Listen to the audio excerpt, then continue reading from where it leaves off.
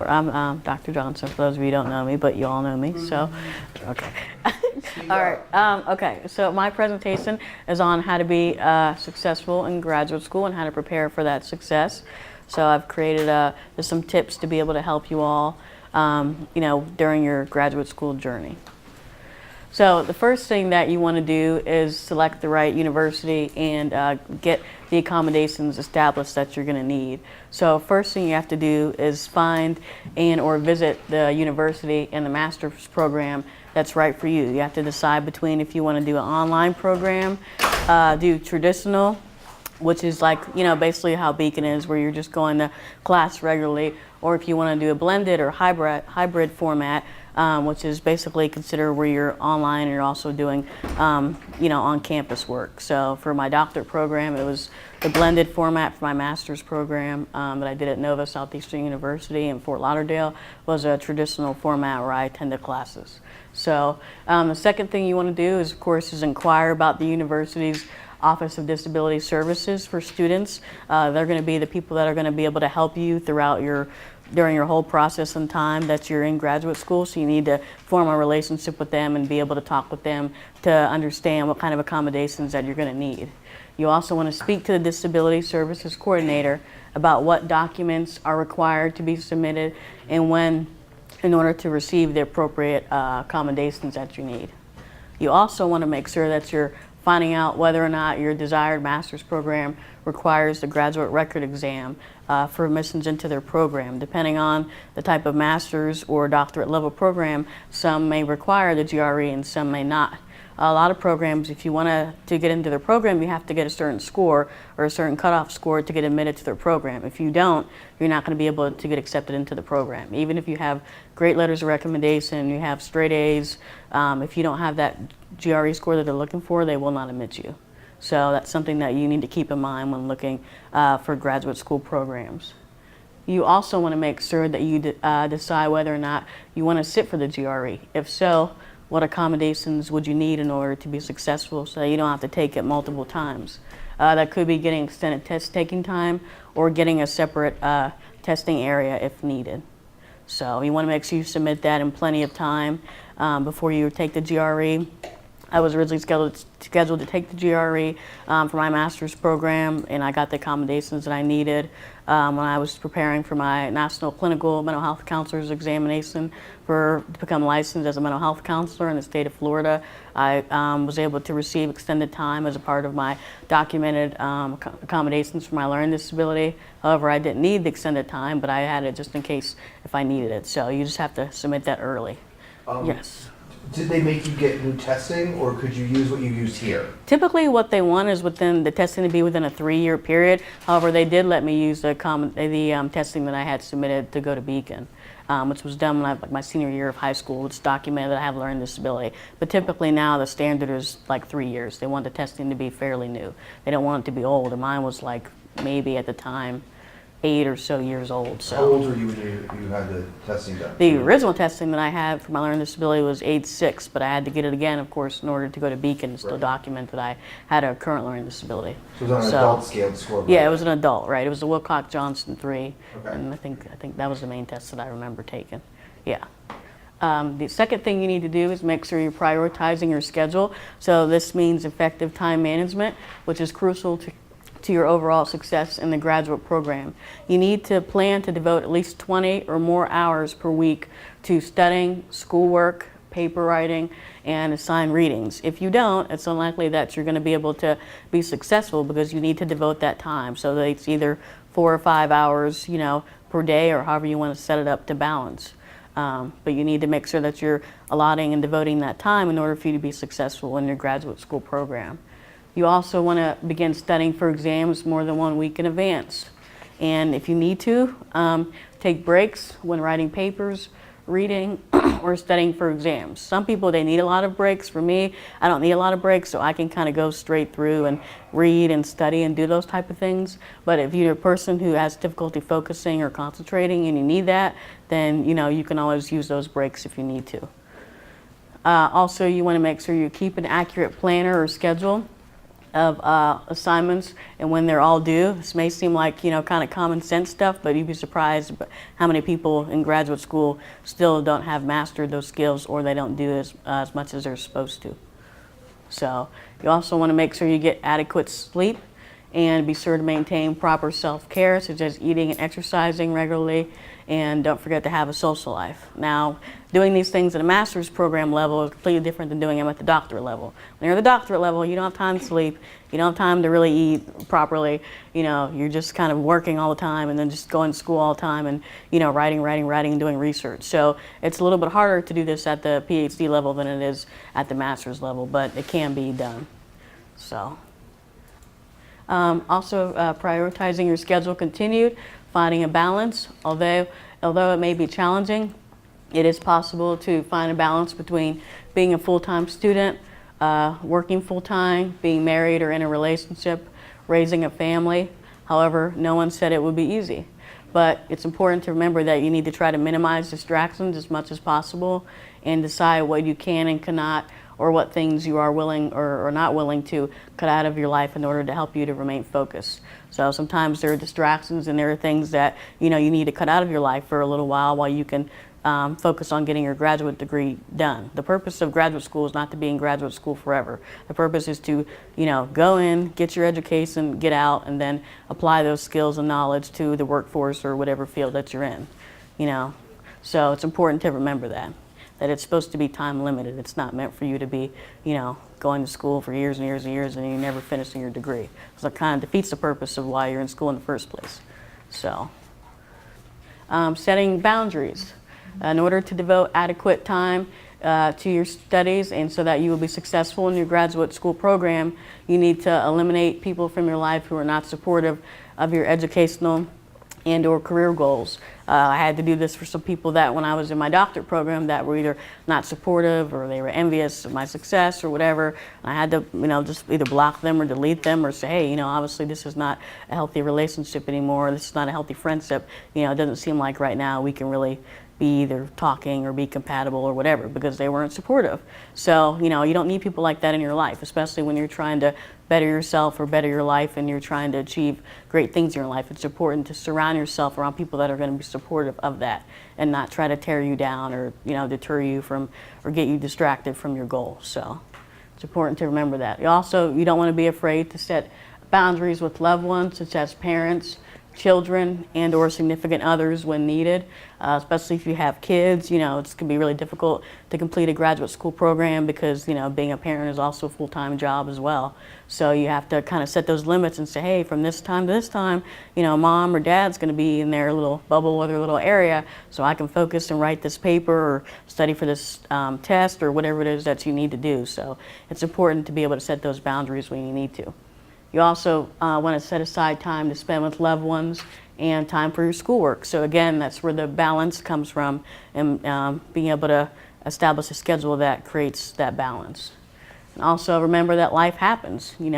Things happen in your life that may deter you from staying on track from getting your degree in a timely manner. But it's important to be sure not to lose track or lose sight of your ultimate goal, which is to complete your degree and graduate. I know I've know people that have been in graduate programs for 7 years and 8 years and 5 years and 6 years, and it's just, you want to get done. You don't want to just keep going to school for years and years and years. Take the classes that you need to take and then get your degree conferred and then move on and do bigger and better things. So, because school, is a big commitment. So the longer you're in school, that's the less time you can devote to other aspects of your life. So you want to make sure that you create those healthy boundaries so that that can happen during that time. Also, it's important to prepare for the unexpected, such as anticipating possible delays or barriers to completing your degree in a timely fashion, such as family illnesses, deaths, or other unforeseen complications. I understand things happen, people get sick, or they get a divorce, or they have a death in the family, or they move, or they start a new job. Maybe you have to take a semester off, or maybe you have to drop a class because you have too much going on. That's understandable, but you want to make sure too that keeping in mind, hey, I got to set a timeline for myself. I want to set a goal that on this date or this year, I want to be finished with this degree, or that I need to be finished with this degree at this time. because all graduate programs, including master's and doctorate level, no matter what state you live in, they have a certain amount of years that you're allotted to be in school. So for the state of Florida, you have 5 years to complete a master's degree program. If you don't complete your degree program within 5 years, the university withdraws you and you have to start completely over. And for the doctorate program, if you don't finish your degree within 7 years, the same thing happens. So you have to re-enroll, repay all of that money, either in student loans, or if you pay out of pocket, that's money you have to pay completely all over again. And who would want to do that after you've spent all that time in school? So that's why I say it's important to make sure that you're setting up a schedule so that you can say, hey, okay, I need to do this, do this, and do this so that I can get done at this time. So I'm not saying, you have to be like me and finish your whole education in 10 years, but you want to make sure that you're setting some, like I said, some guidelines and some timelines for yourself so that you can be finished in a timely manner. So, let's see. Okay, so also you have to take into consideration if you're going to take additional courses, if desired, to fulfill your career goals, as this will extend the overall length of time that it takes you to complete your degree program. So for my master's program, I was working 2 part-time jobs while I was living in Fort Lauderdale, and I was a full-time student at Nova. I was also doing an extra specialization, so I did my degree program, which was 48 credits, and I did an additional 15 credits on top of that. So when everyone else in my program was graduating with 48 credits, I was graduating with 62 credits. So, because I did extra courses because I wanted to have more options for myself after graduation. So when the rest of my classmates and my cohort were taking 2 classes a semester, I was taking 4. Because like I said, you want to decide if you're going to want to add more specializations or concentrations, because that will make the time of your master's program longer. So just keep that in mind. So I was still able to get done within 2.5 years. It did add 1 extra semester because I had to finish up those last 2 classes for the specialization that I was adding to, that was a part of my degree. But in the end, it was worth it because it helped me get the job that I have now at Livestream. So it was definitely worth it in the end. Also, you want to decide if, like I said, if you want to add a specialization or a concentration to your specified major. You don't have to, but it always, it looks good on your transcripts, and it shows you kind of went the extra mile to, further hone your skills or add a concentration. So also you want to make sure that you have the financial means to complete your degree. This means whether or not you're taking out personal student loans or personal education loans, student loans, or if you're paying out of pocket. I've met people in my doctorate program who were in their last semester and they had to drop out in their very last semester of the doctorate program while they were working on a dissertation because they ran out of money. And even if you go bankrupt, you cannot get rid of your student loans on your bankruptcy. So there's the only way to get rid of student loans is if you die or if you become mentally incapacitated. So just keep that in mind. The worst case scenario will be to get all the way, mostly through your program and you don't get to finish because you run out of the funds to be able to do it.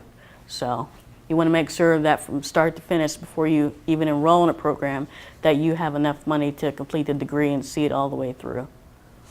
Next is we're going to be talking about the power of self-advocacy, meaning that you don't want to be afraid or ashamed to ask for help if you're struggling in a specific course. You want to make an appointment with your professor, academic advisor, and student disability services coordinator as needed. Every semester or so I would touch base with my disability coordinator in both my master's program and my doctorate program and say, hey, because I had a special accommodations letter that I was able to send to each professor before I had my classes at both Nova and in my doctorate program at Argosy, that I would send the professors just saying, hey, these are my accommodations. I don't usually need to use them, but if I do, this is what they are. So you want to make sure that you give that to your professors in advance so that, they have those accommodations on file and that they're aware of them. And you can send it to them discreetly and confidentially. I usually sent mine in an email to my professors prior to each course. That way they had it on hand. If they had any questions, they could ask me. Typically, there's never any problem. They're like, okay, sure. So, but it's at least important that they're aware of that up front. You don't want to wait until you're halfway through the course and say, oh, I've got my disability accommodations letter, but I never showed it to the professor. And at that point, not that it's saying it's going to be too late, but it's going to maybe hard to get those accommodations in place versus establishing that relationship with the professor ahead of time. So. Let's see, you want to also make sure that you're advocating for yourself so that you can get the accommodations you're entitled to and deserve. And it's also important to know your rights. The Americans with Disabilities Act. By law, all approved accommodations for students with disabilities, this includes students with learning disabilities, must be made and upheld by the university.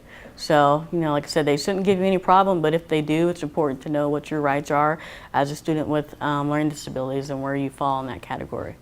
So, and also, if you don't speak up for yourself, then who will? So it's important to not be afraid to advocate for yourself and make sure that your needs are getting met and that you're getting the services and the accommodations that you need in order to be successful in your graduate school program.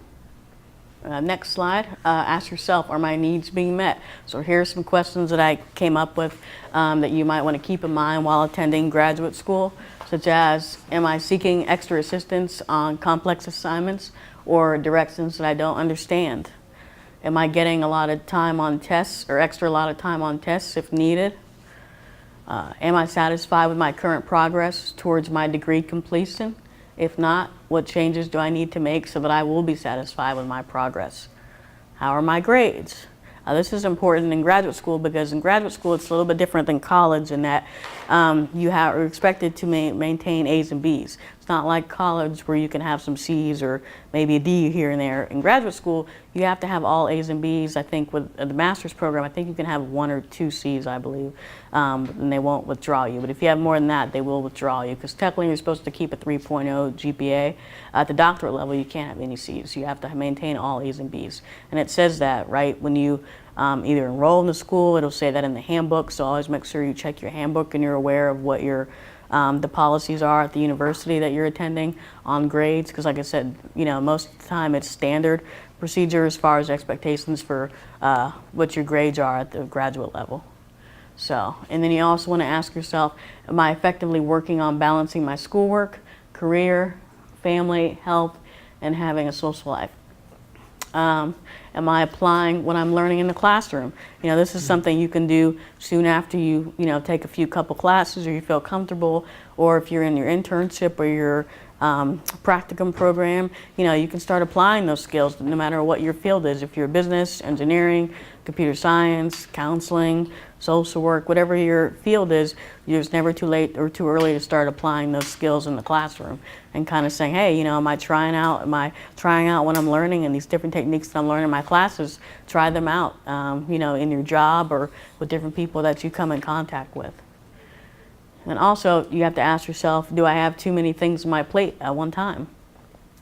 And how many courses can I afford to take each semester? So, because typically most master's programs are anywhere between 1 and 3 years in length, and doctorate programs typically anywhere between 3 to 5 years is average. But and also some tips and things to consider. You always want to make sure you come to class prepared and remain one step ahead. Again, this may seem like it's kind of common knowledge, but it's really, not, because you'd be surprised when people, again, don't come to class prepared. They don't have their books. They didn't read the assigned chapters. They didn't come with enough paper or pens or whatever they had to do to be prepared for that class. Plus, you never know if the professor's going to give you a pop quiz or something. I remember one time in my class at Nova Southeastern, we had like a pop quiz. So, the teacher just didn't even tell us. She just like, here you go, here's your quiz. Everybody put their books down. And we were just like, what? So you want to make sure that you're, always prepared, because you never know what the questions they might ask you. That's why it's important to make sure you read the assigned readings and you read ahead even a little bit, just because you don't know, they may call on you. Say, hey, what do you think about this chapter that we read or something? So you want to always make sure that you're prepared for that. It's also important to seize networking opportunities within your field with professors and other professionals. Like I said, especially during the practicum or internship experience, if one is required. Most graduate programs will require some sort of internship or practicum because they want to make sure that you're well prepared and that you've been well equipped throughout the course of your program to go out into the, before you go out into the workforce. So like for counseling, we have to have 1,000 hours of master's level while we're still in school of hours of internship before we can even graduate from the program. And we also have to take a comprehensive exam that we have to pass as well. Mostly all graduate school programs no matter what the major is they're gonna have a either what's called a capstone project, or they're gonna have a comprehensive exam, because they want to test your knowledge and see, hey, are they able to apply these skills that we've taught them throughout the course of the program, you know, and do they really know what they're doing or what they're talking about before we send them out into the workforce. So they want to make sure that you're well prepared. So you also want to save all of your papers, class notes, handouts, and any other important documents from each class you take throughout the duration of your program, because you're most likely going to need them for your comprehensive exam that you'll be expected to pass before your degree will be conferred. Like, as you can kind of see, when I had my folders open when we were getting the presentation, you saw all my dissertation folders that I had. So I keep all that stuff, because you never know, like I said, when you're going to need to reference that. If there's some literature reviews or some articles that you might want to reference when you're studying for your comprehensive exam or your capstone project, or your, you know, whatever it is that you have to do, you want to make sure that you save all of those items. So that's important. When I was in my doctor program, more so than my master's program, I had a file for every single class that I took, and I kept all those different papers that I did for each class in each of the files up until the time that I took my comprehensive exam, which was like 5 essay questions, but then within each essay question there were like 25 mini questions. So we had 1 week to work on our comprehensive exam for my doctor program, and by the time I finished my answers, my total paper amount of pages for my comp exam was 67 pages, and I was off of literally, I think, 7 hours of sleep in 7 days. That was me working like every single day for 18, 20 hours just writing. And what I did was I did like 1 question per day. So I wrote about, I think my response to each question was like about almost 20 pages. So, and I aced it on the first time.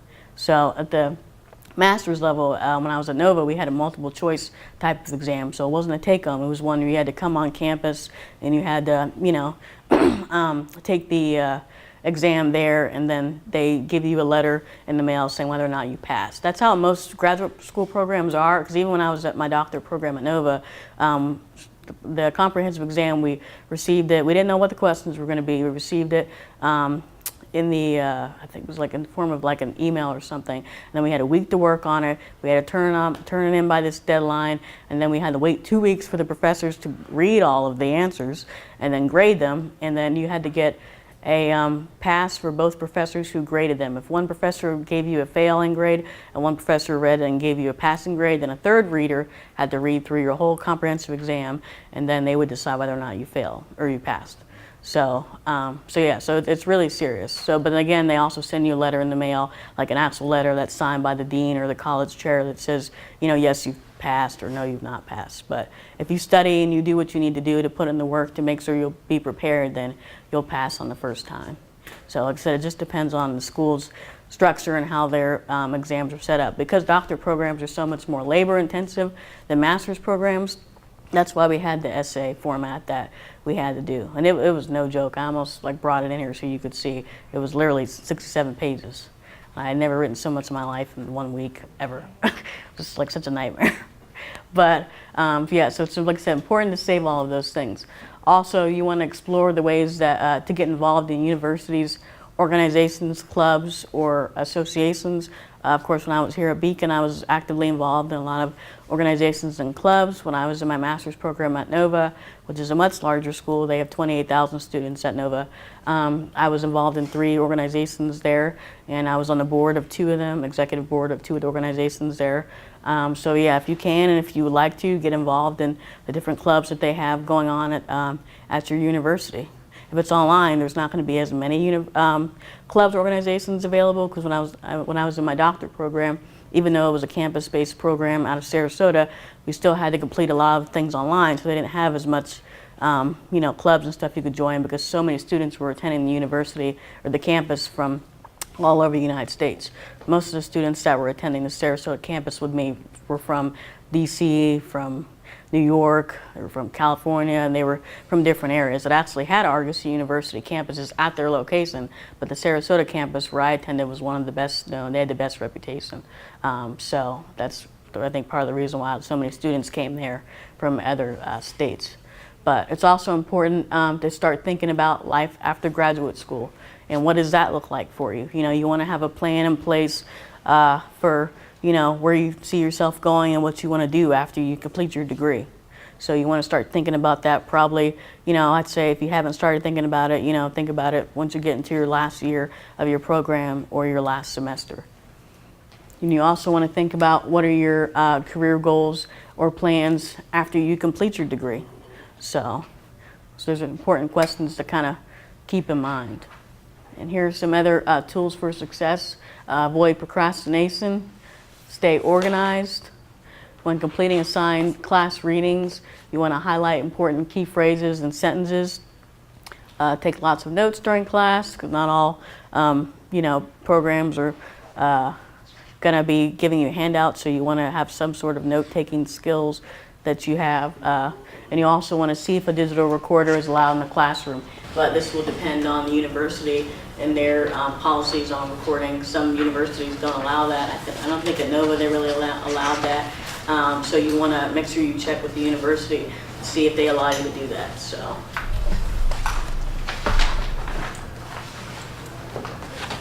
And then some additional tools for success include developing effective study skills. So you'll want to decide if you work best alone or with others. Join a study group with your classmates if you do like working with others. Complete and turn in all assignments and papers on time. And find and utilize strategies that work best for you. Don't overthink or overcomplicate things. And remember to breathe and remember that you've got this. And just be yourself. And like I said, the main important thing is not to forget to advocate for your needs and your accommodations and to not be ashamed of that. Because again, at the end of the day, it's about you and you being successful in your program. So you need to do what you need to do in order to make sure that your needs are getting met and you're getting the extra assistance that you need. So especially since you're putting in a lot of time and a lot of money into getting that education. So, okay, and thank you for your time, and I wish you all the best wishes in your graduate school journey.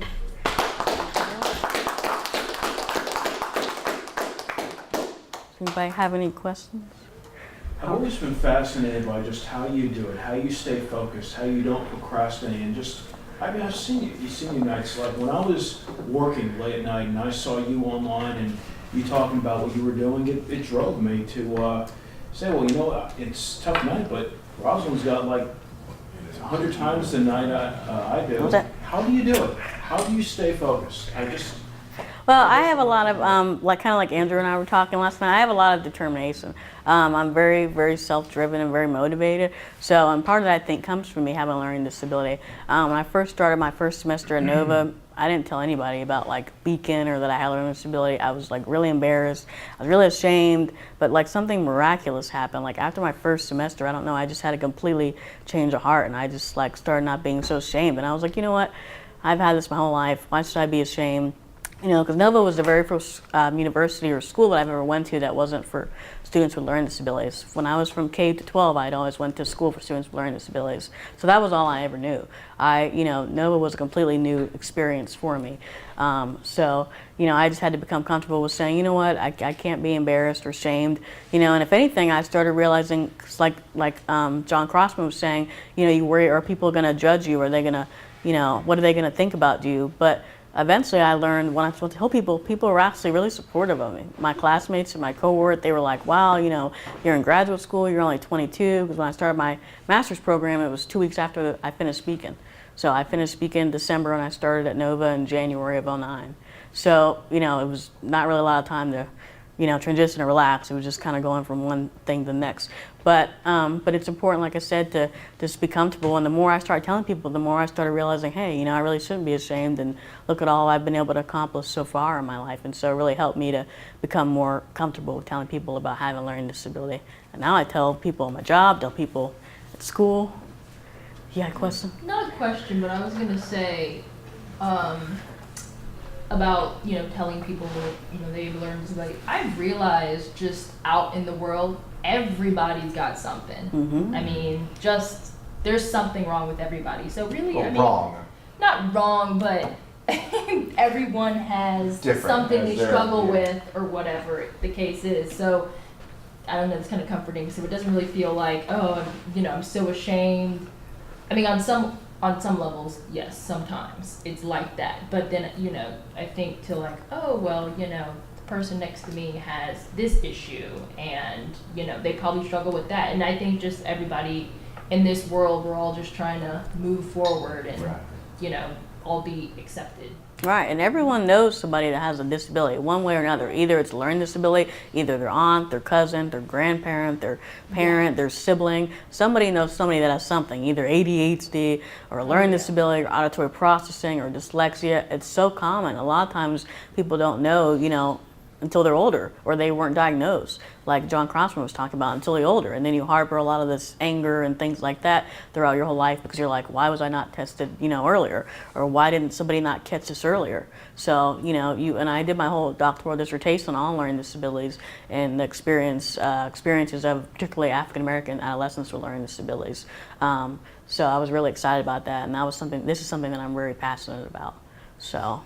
And like I said, now I've no longer become ashamed, and people on my job know, and I've had so much support from my coworkers, so it's really been great. So, and I've even tell people when I go on job interviews, I say, I have a learning disability, but it doesn't, hinder me from being able to do my job. I'm a quick learner. Obviously, I've been able to accomplish a lot in my life being so young. So, clearly that shows that I have the ability to overcome and do anything that I put my mind to. So it's important to be able to stress that to employers so that way they know, despite this disability, you can still be an effective team member and effective employee at that job. Yeah, I had to write kind of a personal statement for my graduate program before I started it. And that was kind of the argument you just said was, the reason you should pick me to be in your graduate program is because I've known my weaknesses since I was 8 years old. Yeah, I know what's up. I am the best person you can bring onto your program because my man. I'm the guy who's going to know where my challenges are at, and I can circumvent them earlier than most people. And I think that's an important part of identifying with a label, because there's a cheat sheet with every label. There's a codex that we can follow. What successful people like us do, what unsuccessful people like us do. Right. And I think, your question for Rosalyn, how does she do it? Well, she knows her profile. Why do you spend that time studying? Because you need to.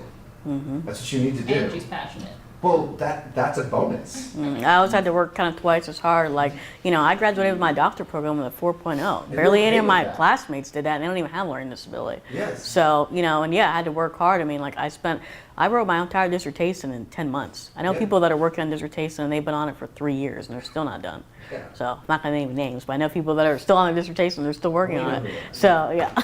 But, so it's all about determination and setting those boundaries, setting those goals. I know for me it's different, because I'm married, I don't have kids, so I don't have the distractions. Some people that take some longer to finish, they've got children and they're married, so they've got other factors that they have to take into consideration. But even if you do have those things going on in your life, you can still set those boundaries. You can still say, hey, from these hours, I need to have my time, or, I'm not bothered. But actually, there is a higher rate of divorce during the time that people are in doctorate programs, just because you have to literally be married to your schoolwork and to your research. Yeah. I am so glad that, like I said, I didn't have to worry about that, because I was able to devote my whole 4 years to getting my doctorate done. If I had children, or if I, had been married, I might not have been able to get done in that time frame that I set for myself. And once I set, kind of those goals, that's what I go after. But a lot of people, including my supervisor at my jobs, Rosalyn, you put so much pressure on yourself to get things done, and you've got all these deadlines for yourself that you don't have to do, and it's so unnecessary. But that's just me. That's just how I've always operated, and it works for me.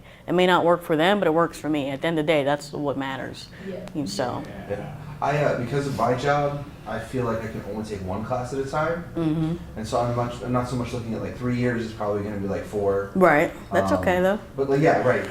It's the balance. I am a little bit worried about burnout and only being immersed in one course plus work. Right. So which is already 60 hours a week. And then the average, so now I'm at 80. And so it's just a lot to comprehend. And then we as a population go through disability burnout. And what were times where you felt, I am near burnout, and how did you cope with that? Because it obviously happened. Right. Yeah. So how did you reorient yourself when you felt like you were going to burn out? That's a good question. Well, in my doctorate program especially, it wasn't as bad as my master's program, because the course load wasn't as intense. And like I said, I was only working 2 part-time jobs, so it wasn't as bad. Right. But in the doctorate program, I was, the whole time I was in my doctorate program, I had a caseload of 30 clients. I was working 60 hours a week. So I had to deal with that. Plus, like I said, I would come home after working 10 or 12-hour days every day for like literally the past 5 years. And then I would go home and I would stay up until like 5 or 6 in the morning, write, do my papers, because we had 3 papers due a week. Yeah. And they were like 5 pages each. It wasn't even like, it made my master's program at Nova seem like it was nothing. And I thought the master's program was hard. I got to my doctor program and I was like, oh my God. It was the intensity level of the work was so much more extreme. And all of us work full time. When you're in the doctorate level, most people have families. Most people, they're married, they've got other commitments and things that they're establishing. But they still give you the same amount of work, because that's why not everybody has a doctorate degree. Because it requires a lot of, investment in time and energy and commitment. So, like I said, what I did was I didn't really have much of a social life. I didn't sleep right. I slept maybe 3 nights a week. And if I did sleep, it was like, 4 to 6 hours a night. It wasn't even like what you're supposed to get. And I did that for 4 years while I worked full time. And I felt like I was burnt out all the time. But one thing I did was I prayed, and I tried to go to movies. That was a big stress reliever for me, to just kind of relax and go to the movies. I would have liked to go to the beach, but I didn't live really in an area where there was a beach close by. And take a vacation. I didn't really take too many vacations. I went to Miami a few times, during the course of my doctorate program, but I really just, I don't even remember. What did I do? Let's see. Well, I went to church. I'm trying to think of some other things I did, but that was mostly it. I just prayed. Going to the beach. So just put that on your planning list. So when you sort of felt coming on, like, okay, I'm reaching my maximum, you stepped away. Yeah, I tried to step away. I tried to go do something fun. That was really the only thing I could think of. I mean, a lot of people, I also exercised. That was a big stress reliever, to exercise. So I did that, and that was really it. Like I said, everyone's kind of got different coping skills and different things that they use. But for me, just being the driven motivation person I was, I would sit and write a whole chapter in like 2 days. I would spend 18 hours just writing. I would only stop to go to the bathroom, shower, and eat once a day, and that's how I got my whole dissertation done in 10 months. Most people would say, oh, that's crazy, or that's not healthy, but that's just how I operate. That's how my brain operates. Once I start something, I don't like to stop until I'm done.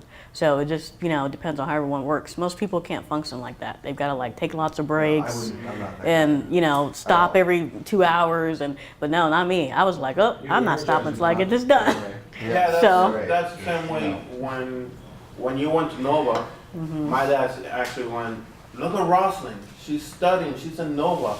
Go back to school. And I started going back. Yeah, you did when I was in school. But I kind of figured out the problem I had was like, I'm more like a hands-on person. I'm more like to fix things and build them. I didn't know I had that talent. So I actually went to a school that actually is for like appliances and AC, refrigeration. They actually put me together and say, okay, you're gonna do this, you're gonna do that. We're gonna send you to a shop where you actually will have your own tools and build and stuff like that. Right.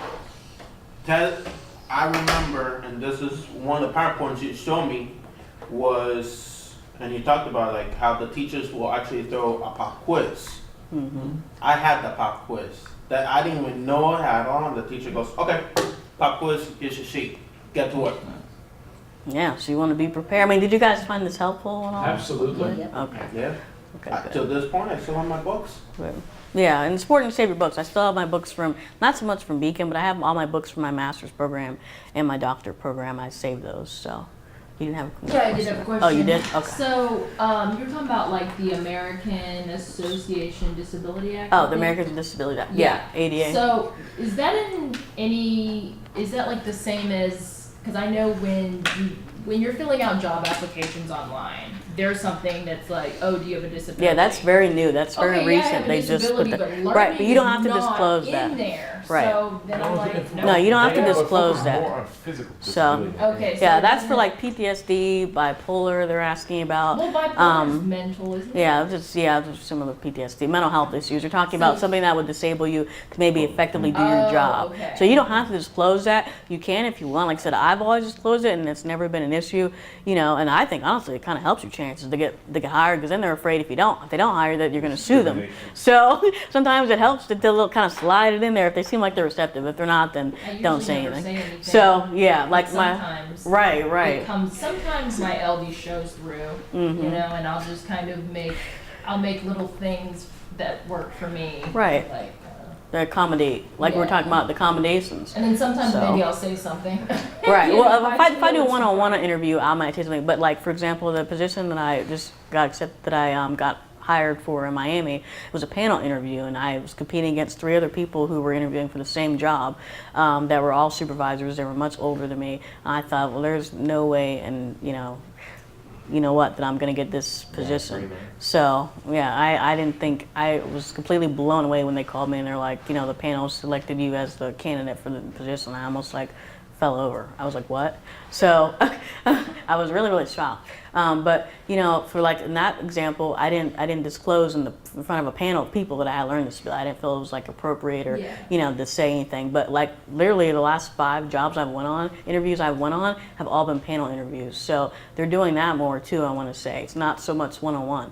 Now they're doing interviews with 5 or 6 people and they're all throwing questions at you at once. So. And then you were saying how like some like people are more aware, they are more aware, and then there are people that are not very aware, and I think it's kind of like the attitude, like if you just come off like it's no big deal, oh yeah, I've got to learn disability, blah blah blah blah blah, people are like, oh okay, but if you you look that ashamed or like that fear or whatever of rejection kind of comes out in your voice, then people are kind of like judgmental about it. 'Cause Right. I've gone through like some of those things, or people will be like, oh, why did you go to school here? And I've said it both ways, where it's like casually, and then people are like, oh, okay, and then I'll say it, the other way, like totally ashamed about it, and people are like, well, what?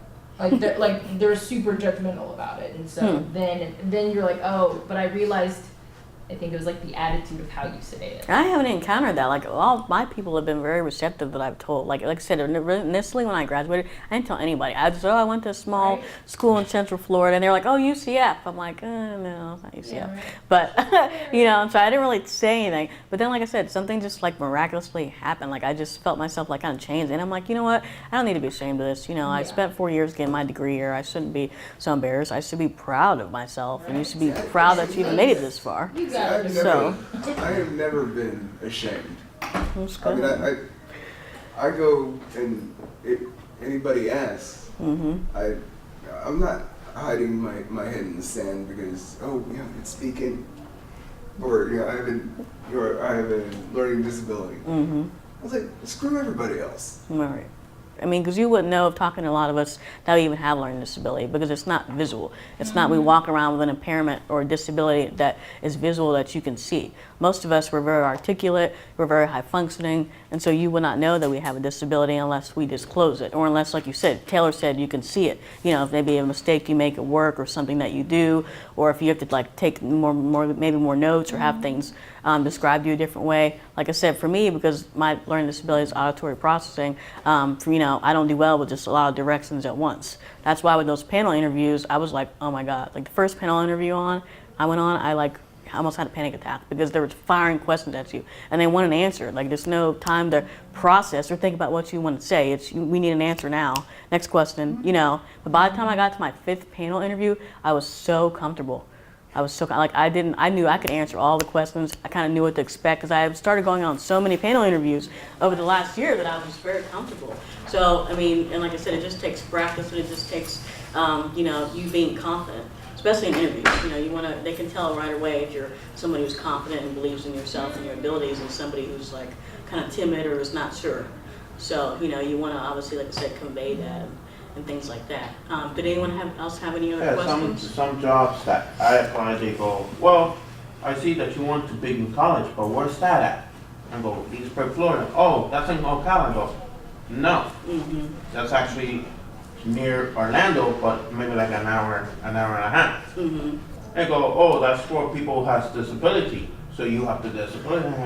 I'm not saying I'll say yes to them, but so. The main thing is you need to be able to explain and kind of correct the stigma of what learning disability is. A lot of the issues that people mistake, learning disability for being mentally retarded or, some other just ignorant idea of what learning disability is. So it's our job as alumni, as a beacon, to be able to advocate and say, hey, you know what, this is what learning disability actually is. And this is how far I've come in my life, and I've, defied all those barriers and defied all of those odds that people told me that I couldn't do things, and that's where you need to be in your life. You need to be comfortable as adults to say, hey, you know what, doesn't matter what these limits people try to put on me, I've been able to defy all of those odds. So that's what I want you all to take away from this, presentation today, is that you can do anything you put your mind to, and you just have to be able to advocate for yourself and be confident. So, thank you, Rosalyn.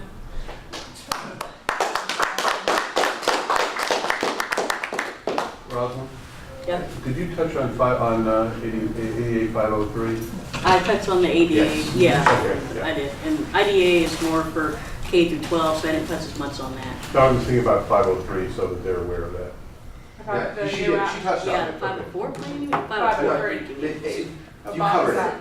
Oh, You covered it that the college is required to, Hire 7% of their, The companies oh, right, required. yeah, they are required to hire employers at least 70% of their, what was it?